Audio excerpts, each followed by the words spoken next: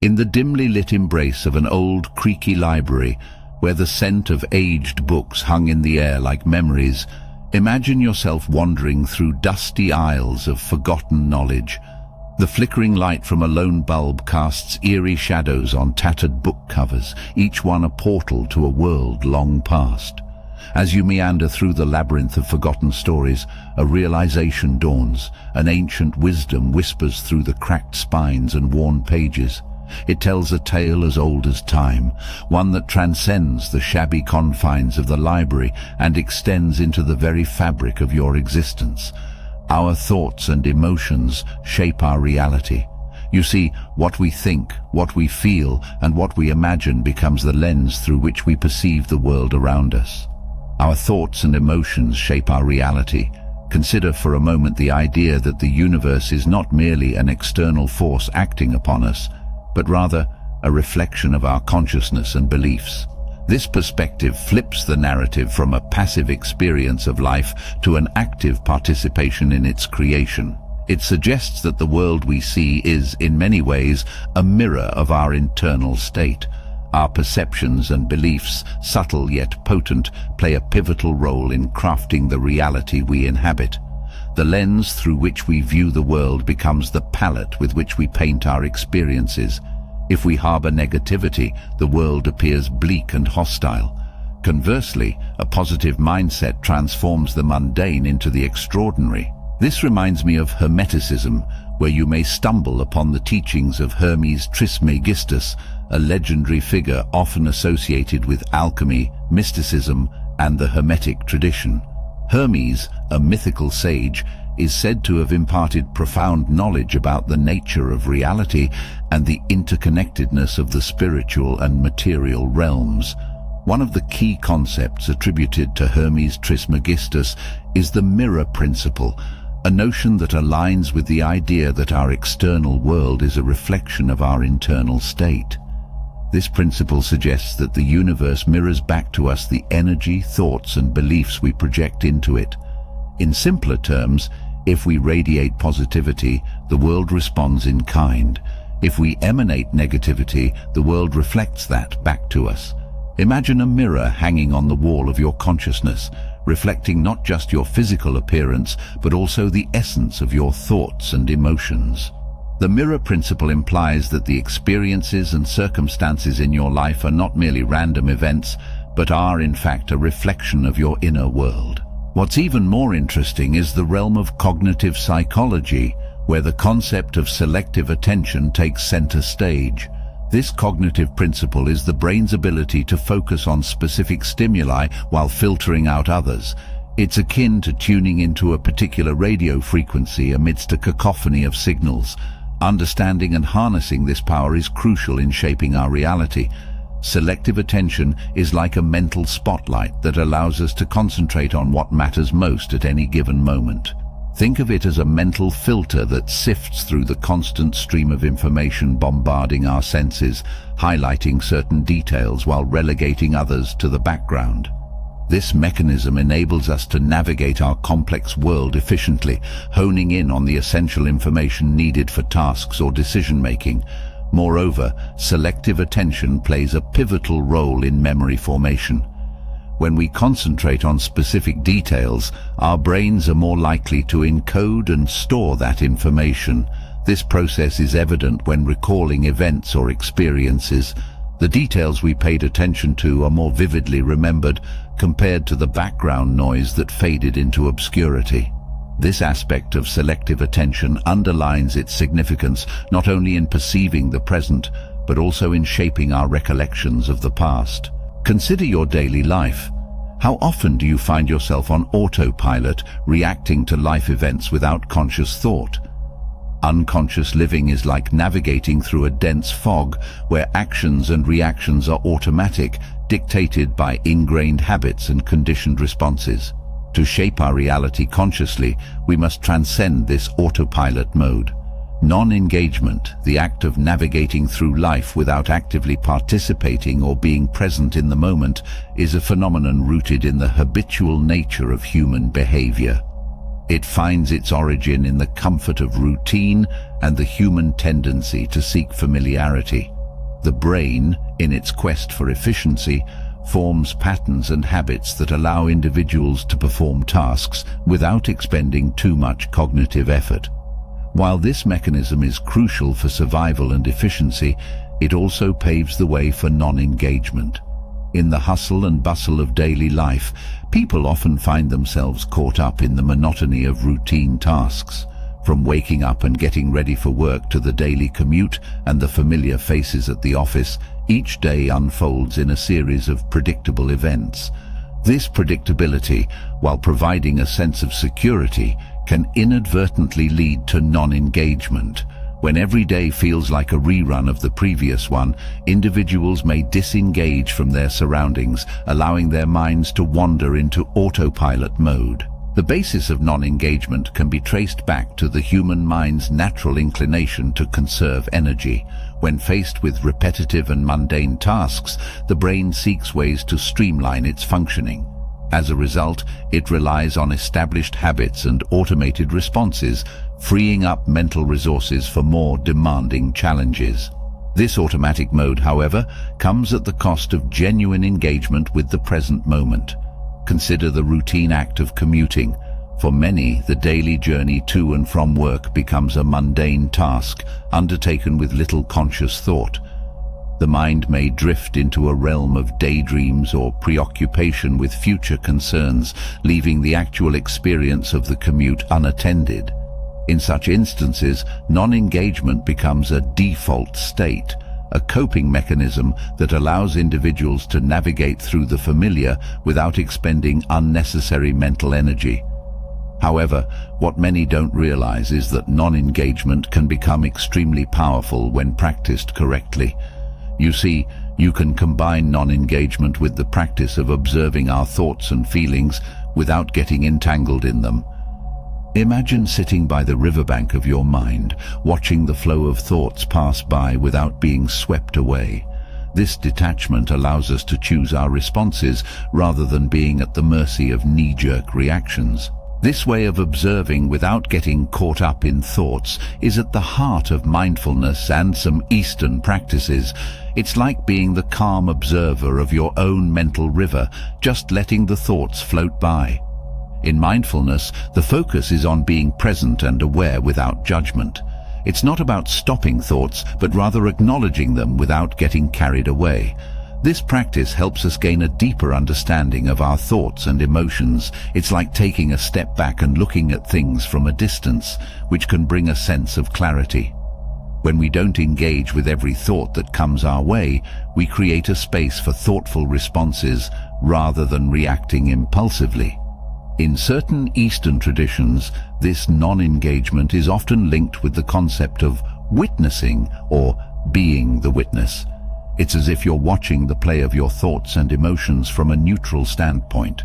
This simple act of observation can be a powerful tool for managing stress and cultivating a more peaceful mind. As we practice non-engagement and observation, we start to notice the patterns of our mind. We see that thoughts come and go, and emotions arise and fade away. This awareness can lead to a greater sense of inner peace and a reduced tendency to be overwhelmed by life's ups and downs. In essence, by practicing non-engagement and observation, we become more in tune with the present moment and less reactive to the constant stream of thoughts. It's a simple yet profound shift that can positively impact our well-being and how we navigate the challenges of daily life. In the fabric of life, each thought and emotion is a thread, weaving its way into the fabric of our experiences.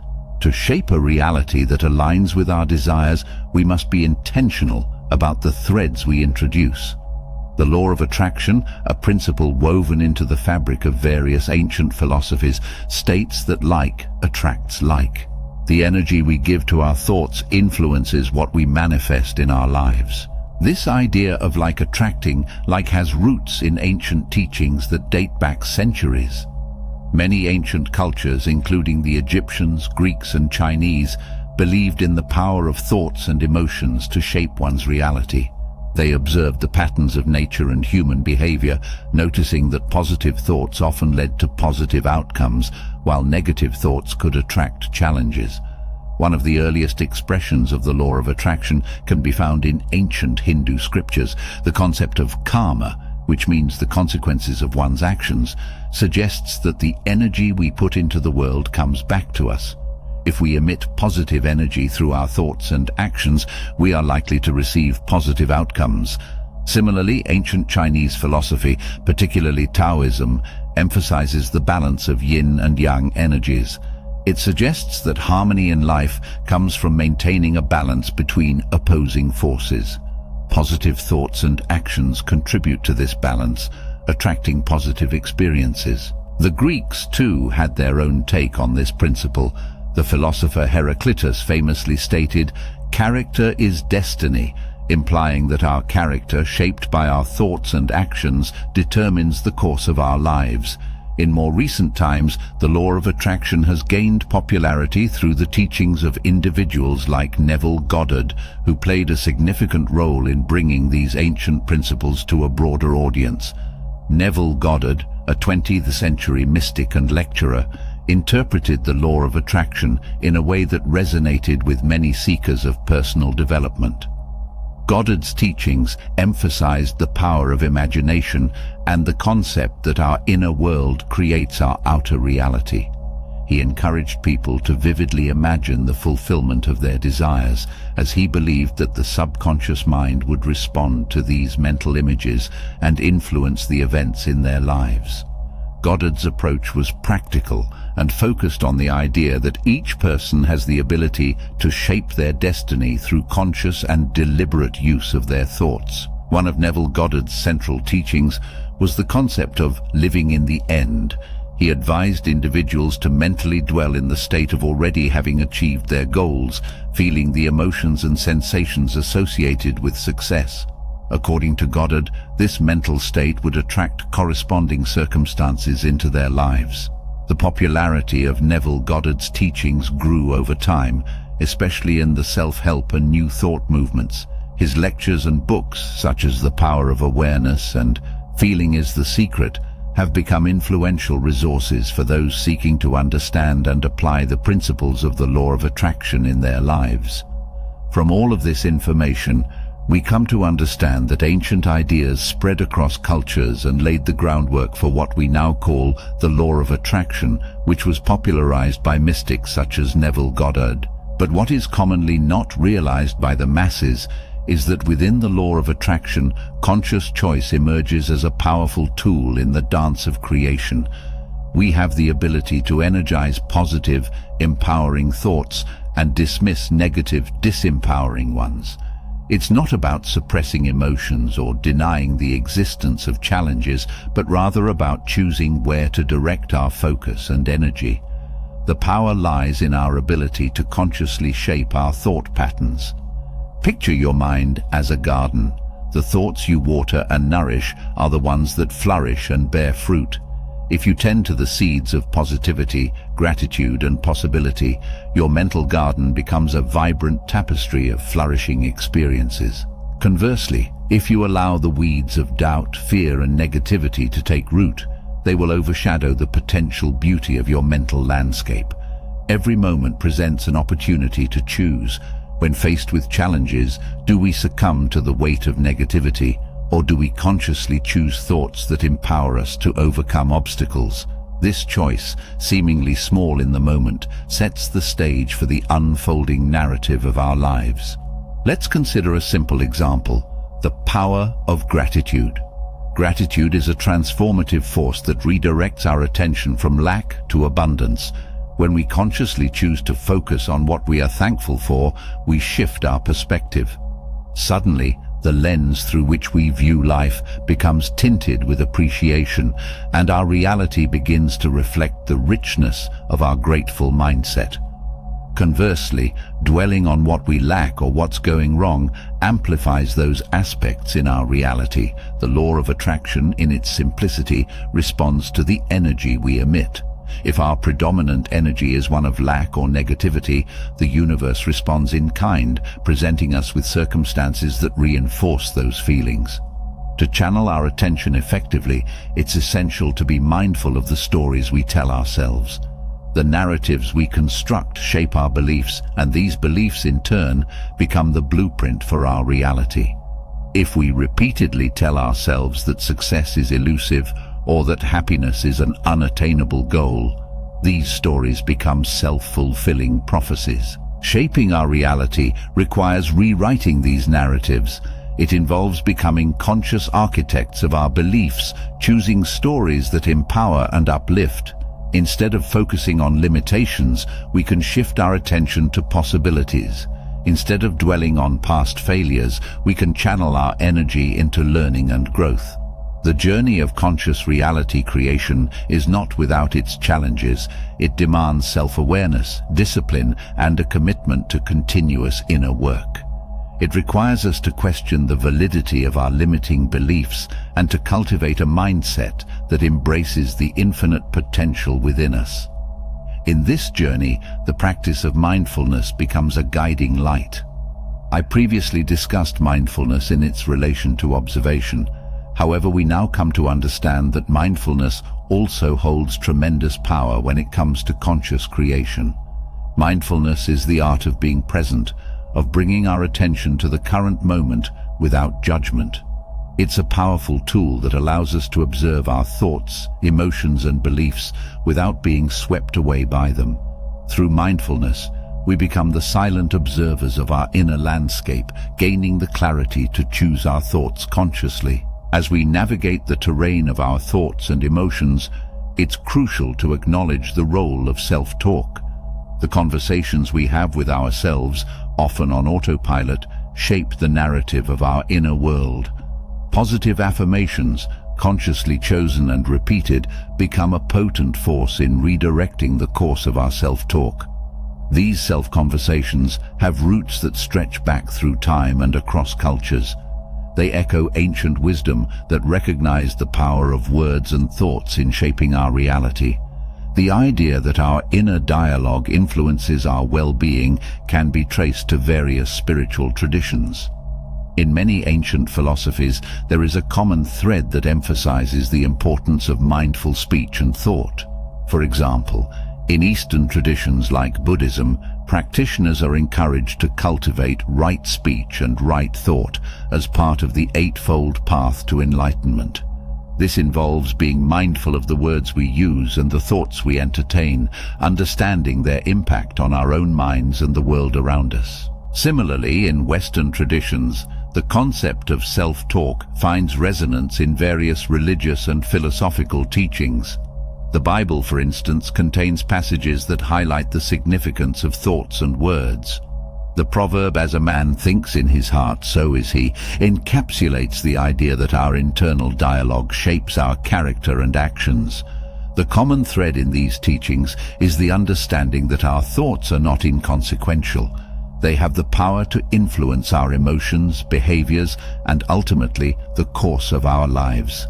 This recognition is not about perfection, but about a journey of self-awareness and conscious choice in shaping our inner narrative. Consider this: instead of saying, "I can't do this," shift your self-talk to, "I am learning and growing every day." By making this simple adjustment, you're channeling your attention away from limitation and towards possibility. The language we use in our internal dialogue sets the tone for our beliefs and subsequently our reality. Channeling your attention is an art, a skill that transforms the ordinary into the extraordinary. The journey towards conscious reality creation begins with the recognition that our thoughts and emotions shape the lens through which we perceive the world. The universe, in its infinite wisdom, reflects back to us the energy we emit, creating a feedback loop between our consciousness and our reality. To shape our reality consciously, we must embrace the principle of selective attention, becoming mindful architects of our thoughts. Unconscious living, marked by reactive autopilot mode, gives way to non-engagement, a practice of observing thoughts without being entangled in them. The law of attraction, a subtle force woven into the fabric of existence, underscores the power of our thoughts in shaping our experiences.